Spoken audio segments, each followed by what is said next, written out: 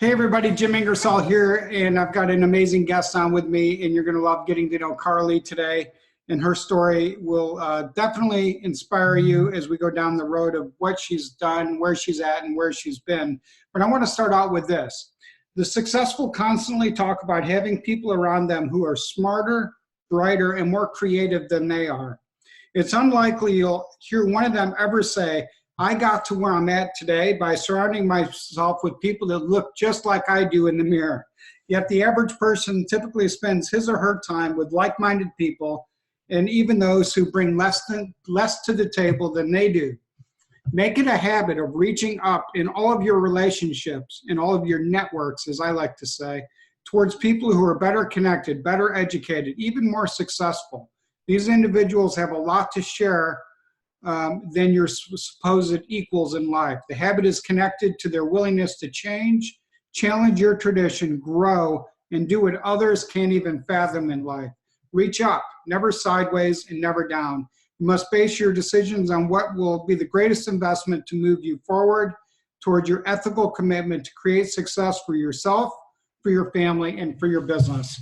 And that is from the 10X Rule by Grant Cardone, who's investing in a ton of real estate and apartments. So Carly Nino, welcome to Real Estate Success Podcast. I'm super excited to have you on today. I'm really glad to be here. And I loved that book by Grant. I like the ethical commitment part. I think that that's really important. You know, character is something that is lacking too often. It's like doing the right thing when nobody's looking. Absolutely. And, your legal background, you understand, but it's like it's too easy to cheat when nobody's looking. Yeah, but even if nobody's looking, I do think it has ramifications down the line, even if not immediate for the person who's doing that. So I think integrity is super important, and it was a great way to begin this podcast today. So Carly, I mean, I've gotten to know you through our boot camps, and of course, you're here in beautiful Richmond, Virginia, with me. Let's go back in time, like to before we knew each other. Like, what did you do? You were in law school. I mean, you want to start like there? Okay, sure. We can start there. I graduated law school in 2008. I did law for, about 10 years. I still do it. But I never felt like I loved it. Mm-hmm. I'm a good mix of, like we were talking about before we started, type A, but I also have this, I don't want to say hippie, but very libertarian, very free-spirited side. So sitting in an office all day, especially not being busy, I felt like I was wasting my skills and my life in a way, not to be too dramatic. But either way, flash forward.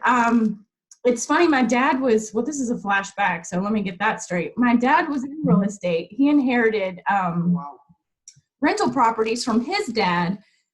So I always had a very negative view of it, though, because he treated it like a job. Yeah. I mean, very much like a job. He did everything on those properties. In fact, you can see him on Google Maps cutting the grass, like at one of his properties. It's very sad because we had a lot under contract by there. And I was like, oh, let me just Google Map past. And there he was cutting the grass.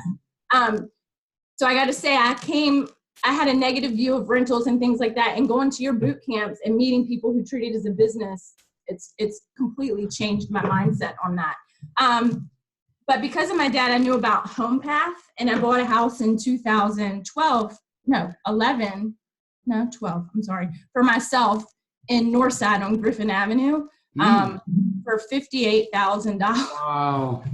Yeah, I know, right? I didn't know what I was getting into, but it was 3 miles from my job at Hunt & Williams. I was working big law at the time. And I was like, cool. I had never even thought about owning a house before, but at $58K, I'll take it. So I got a loan. It was through Fannie Mae. I lived there. And a couple years later, I just reached out on Zillow to an agent, and they were like, it's worth, X amount. And I was like, all right, sell it. Cool.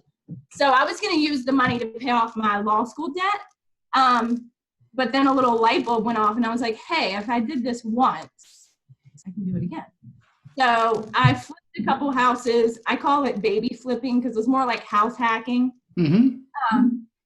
And then I got pregnant, which I was very happy about, but I was very sick. So there was no more flipping during that portion. Yeah. And then after that, after I had my son, I did a couple, but realized it's a little too much because I have my son with me full time. Yeah. I wanted to keep doing. So that is when I had a property that I had found off market under contract, driving for dollars, which I didn't know what that was at the time. Not really. I think I'd heard of it maybe at your first boot camp.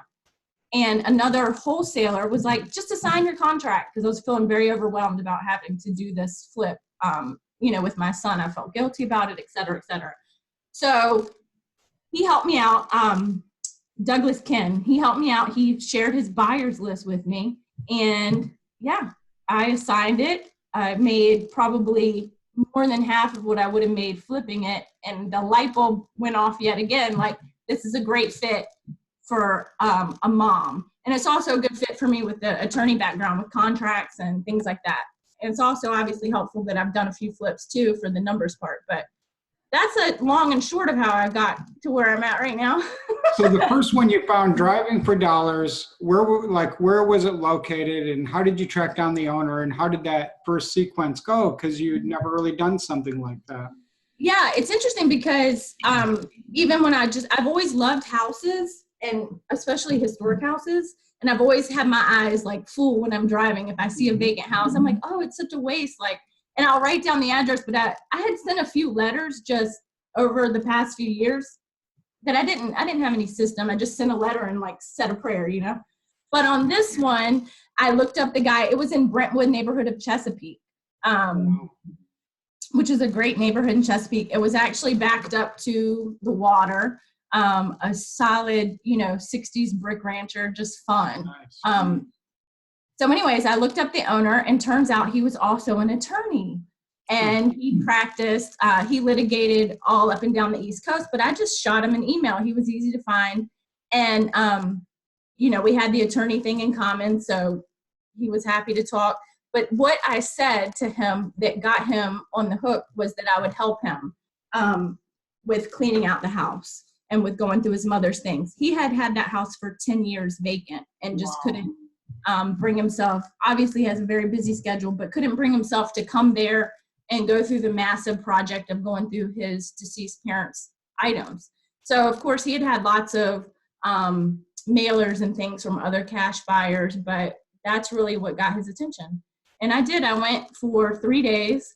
I stayed at my cousin's house, which isn't far from there, and I helped him go through all of his family stuff, which I find really interesting and really special. You get to know somebody really fast when you're going through their history like that.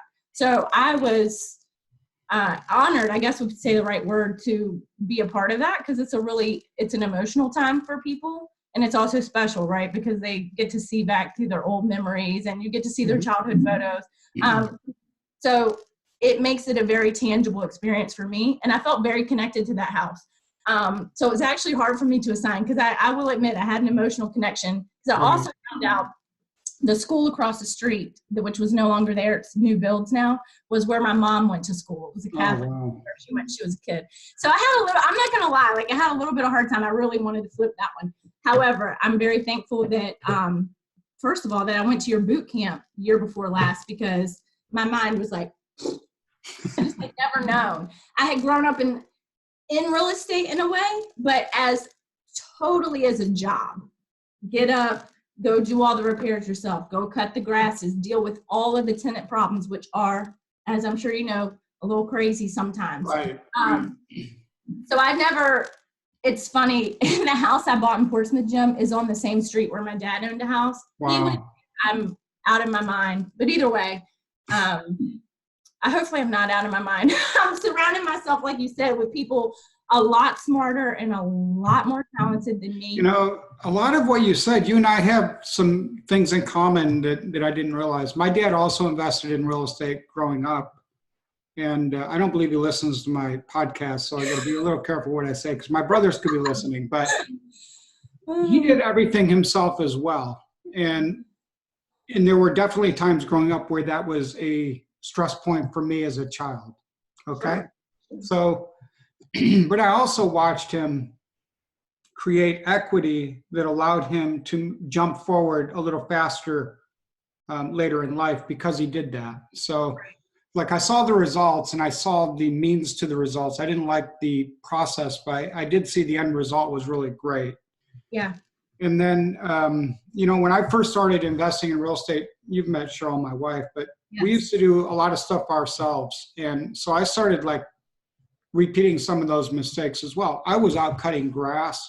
I was like mowing, 15 yards a month. And, Cheryl actually would clean our houses because she's super anal on cleaning, like OCD, like nobody can clean as good as her, right? And I have a mother like that. I understand.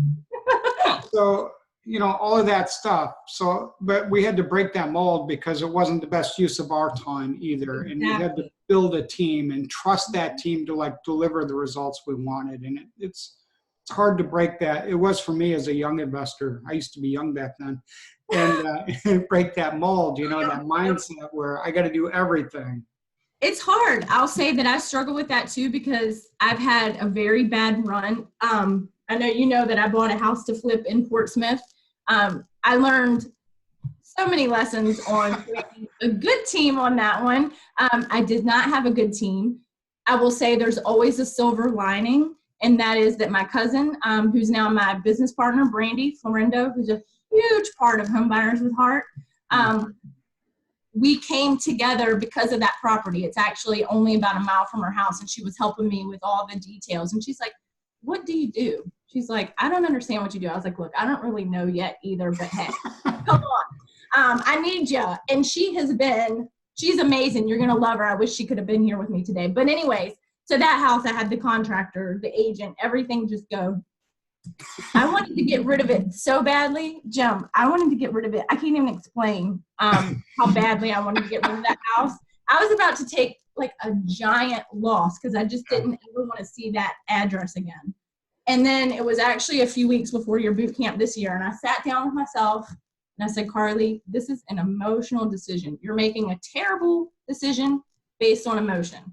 And actually, Lori Eubanks, higher, better, surrounding myself, right, had told me a few months ago, "Just keep it as a rental." And I said, "I promise you, Lori, that I will think on that. I promise you, I will." And I thought on it, and I didn't think I could do it. But guess what, Jim? I did it. My cousin Brandy's partner with me on it, and we have it as an Airbnb. And it rented in a week for 3 months to travel nurses, and it's rented for another 2 months right after them. So, I really like travel nurses. That's a really good niche that Cheryl and I really enjoy. I feel like, so if the current tenants I have are any indication, I love it. They are just awesome. Yeah, I agree with you on that. So in that case, you're like frantic, gonna flip it. You're frustrated, and Lori said, "Just go ahead and rent it." Lori, I got myself in a situation where I trusted the wrong people, big time, and I was going to lose a lot of money selling it at what I could sell it for. And Lori's like, "Don't sell it, just keep it as a rental." And my brain, I had the biggest mental block to that because I associated the property with driving 4 hours a day with my baby to try and fix what people didn't do right and trying to find people and either way, emotional. I finally came to my senses. And I think it's going to be I'm keeping it forever because I'm not losing money. Okay, right? I'm keeping it till I'm 100. It's going to be Levens. Okay. But we started off talking about Grant Cardone, but he's buying a lot, and I don't know Grant, believe me, but I know he's buying tons of apartment complexes through his syndication. And part of his mindset on this is he doesn't mind paying like current market rates because in forever from now, it won't matter. I've thought about that because I'm kind of now at the 1-1-1 rule, the 1%, right? Like what I have in it is exactly market value. Good for you. Yeah. But I have thought about 10 years from now, does that matter as much? It's not a good cash on cash return to start for sure. But like I said, I'm keeping it. So maybe I'm with Grant on this one, at least for this one. It's okay. But, you met Michael Zuber as well. But I remember Michael saying, "What do you think it's going to look like in 20 years? Do you think you can pay it off in 20 years? And do you think it may double in value in 20 years? 20 years ago, we were in 1998. It's the year I moved to Richmond. So I remember. And so I know like partial values from back then versus now, and it's a lot different. Yeah. I don't know. It's interesting, especially somewhere like in Portsmouth where the market, there's so many things that could go right in Portsmouth, but they never really seem to, right? I mean, I'm not sure. There's some management problems with the city. Then also there's the water and flood zone and all that. So it's kind of tough.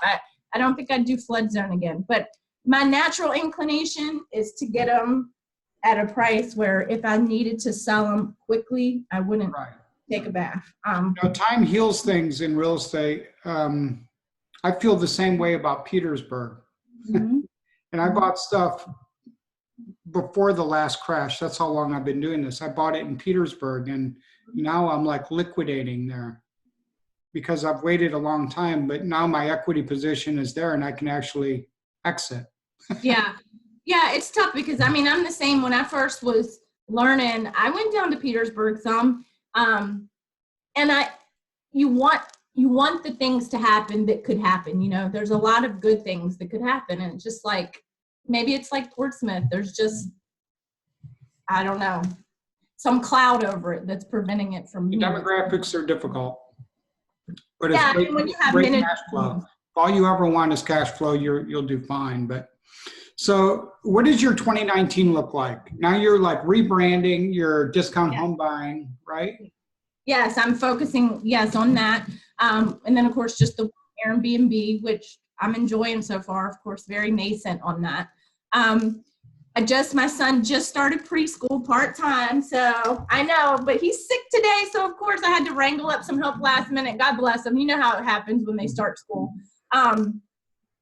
So Brandy's been working full-time. She quit her job in January and she's doing cold calling and things like that. Nice. I'm more of, back end. I do letters to attorneys, LLCs, things like that, but we're really starting to try and get systems in place, and focus on wholesaling for the next year or two to get some cash built up to then, we both have a vision where we want to own apartment buildings. I'm not too much into single family. I'm probably still a little scarred from my childhood. I might need some therapy. That's what the investor meetups are for, right? Real estate. I'm telling you, there's a lot of encouragement for sure. Yes. So, and are you practicing law at all at this point? No, not really, but it's interesting. I have a lot of people reach out to me about their contracts and about advertising for wholesaling. And I know and I've always tried to be low key with that I'm an attorney. I don't know. It's kind of just in my nature not to be too out there. But I do have a skill set that I think could benefit people in the industry, especially wholesaling. And you called me at your boot camp, the Attorney Wholesaler. Not going to lie, I scooped up the domain name, but I buy domain names like, coffee. So, I have too many. Oh my gosh, Carly, you know how happy that makes me? Well, you were my inspiration for that, Jim. I'm not kidding. I don't understand. Like, this has happened with me with a lot of people. You've heard some of the stories on just weird things like that have happened with me with people, and I don't usually even remember them until they remind me. But when you said that, I thought, wow, that is awesome. It made me so happy. Yeah. So and thank you for that. And I think I'm going to put together a guidebook, obviously not legal advice, but a guidebook for wholesalers for Virginia, because I think it's important. The more people that are in this industry that can not throw up red flags to agents or other people operating, in the industry in a different segment, I think the more of us that are in compliance with the law and keep everything copacetic, I think it's better. And there's a lot of people who want to do it the right way, but just aren't sure how they're supposed to market a contract or what the terms of their contract should be. And because I do it myself, I've kind of learned, as I go on different things on provisions and contracts and things that I think could be a help to other people. And I know because you're a lawyer, you're really good at reading and writing also. So I know you're super smart. If somebody wants to get on your list, say, I want to get on Carly's list for that, how would somebody reach out to you for that? Well, the idea really came to me. It was kind of in the back of my head, but on one of the days, I'm not going to lie, Levin was in preschool and I had like a nice few hour period to think. It was like, this could be a good thing. I did pick up the attorneywholesaler.com. Not active yet. For right now, if somebody is interested in that or even consultation, they could just catch me at Carly at homebuyerswithheart.com or on Facebook. I mean, So let's, okay, I love that. All right, so Carly Nino or Carly at homebuyers with hearts, for hearts. with heart. We just got one heart, two of us with one heart. Yeah, All home right. buyers with heart. Awesome. It's long. I've got a thing for these long business names. I'm not gonna lie. I like it. And you've been like rebranding that whole discount home buying side, have you? How's that been going? I think, and we're still very nascent. I think it's a differentiator for us, and especially being two women and moms. We have, and especially Brandy, I'm telling you, I think you, Oprah, and Brandy are like three of the most likable people on the planet. I'm not gonna lie. So connecting with people who do need that extra, maybe money's not the only thing they're worried about. They need help, right? They have an emotional, they know they can't keep up with the house, but it's full of their parents' stuff, right? So we have an in there just that I actually thought of that because when my dad passed away, my mom was in that situation, and we totally would have sold her house off market to somebody and said, hey, we will come help you, because that was months and months of work and stress. And it was so hard. But either way, I also am more interested in, I like the idea of people coming to us instead of constantly having to push mailers, push cold calling. Right. I want to have a brand. And that could be my business. I did business as undergrad, like however long ago. I think that that's kind of coming back. I think it's fun. And I think that creating some name recognition is an interesting. I like it. I love it. And I love the way that you want to like solve problems, but also like go the extra mile to actually help somebody. That's where my heart's at. Some of the most successful wholesalers I've met do a really good job with that. They go like the extra mile. I've seen it with Robert Haggerty, John Washington, yourself, others in our local market. Yeah. That sort of, even after the deal is closed, they stay in touch, they help, and really that really helps them also build out that referral network as well. Absolutely. And I think, I think that's just super important. And even at the end of the day, if it didn't lead to anything else for you outside of that, you can have a peace knowing that, you helped, you did your best. I mean, we've helped. Most recently, lady was living in a home with no plumbing, no water, and we helped, move her out of, and that's tough. And she was going to get evicted because, anyway, not to get into that, but it was the right thing to do. And when you can add that into your business model, it just makes you feel like you're in the right place and you're doing the right thing, and you feel like your day is valuable. For me, it really gives you purpose and really drives home a mission for what you're trying to do. Beyond, you've heard me at the boot camps, and like it's not just about like making money. It's really about making an impact and changing lives if you're able to. Yeah, and I think that it matters, even if it's on a very small scale at first, because I always remember this quote that somebody said. Somebody's like, why would you take the time to save a squirrel? It doesn't matter. And the person's like, it mattered to the squirrel. And it's true, right? Like it might not be making the hugest impact in the world on a global scale, but each person individually matters just as much. And I think that that's important. Yeah, I do too. So if somebody's listening and they want to get on your wholesale buyers list, is there a way they could do that easily? Yeah, if you go to homebuyerswithheart.com, still a work in progress, not gonna lie, not the most advanced website you're gonna come across, but there is a tab at the top for cash buyers, or it may just say buyers, and you can go there, or you can find Home Buyers with Heart on Facebook. Super easy. Shoot me a message, shoot me an email. We're well connected, not like that.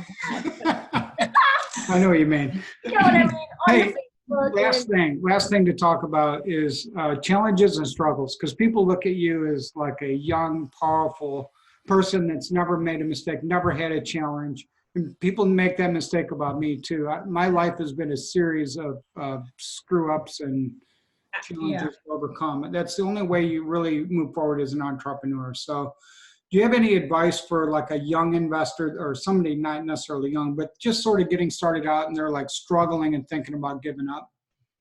Oh my gosh. Yeah, don't. I mean, it is always look for the silver lining, right? And I really believe there is one, even if it's hard to see for some months or even a year, or even more.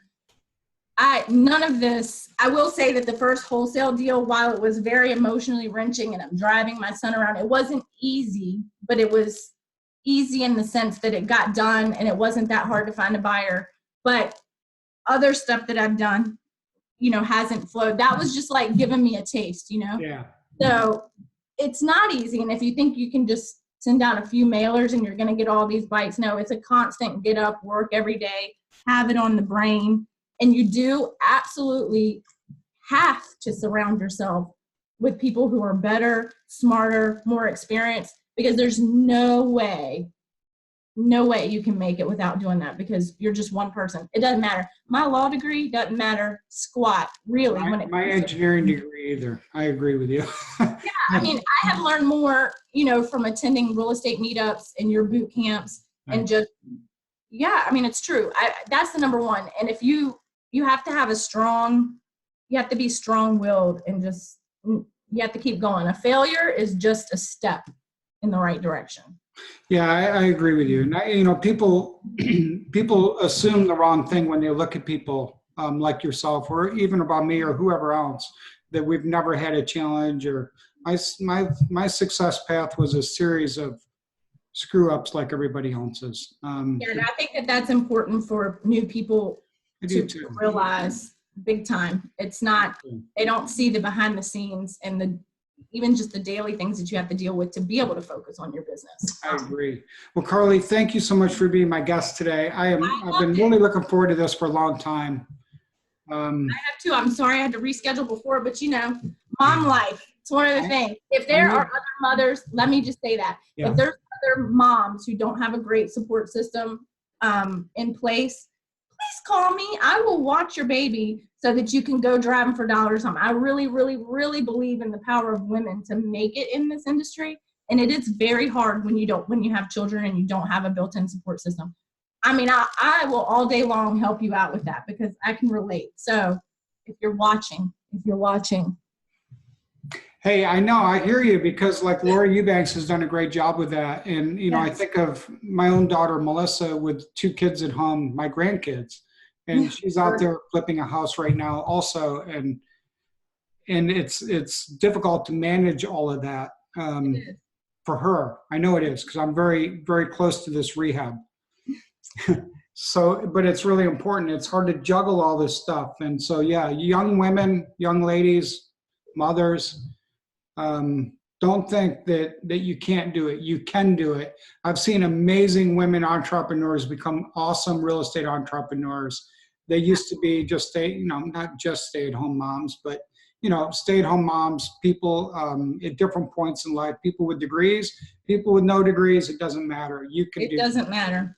It absolutely doesn't. And I think that that's what's interesting, because even when you're a stay-at-home mom, just you have a drive and you have a desire to provide for your child the same. Yeah. And it can be hard to figure out where to fit in. And that's why you see so many people like with the multi-level marketing stuff. And I feel for them. I'm like, man, get into real estate. Like, you're going to do amazing. So yeah, I'm a huge fan of women and working moms. So I'm here for you. You know what I mean? I am. I know. I'm really fortunate to have a great wife, really involved, and then watching my daughter both my kids put it together now is awesome. Carly, yeah. I look forward to meeting up with you in person again soon and catching up with you. I really loved this podcast today. It's very inspiring to me. So thank you for being my guest. You're welcome. And thank you for everything you do for us in Richmond and the investors.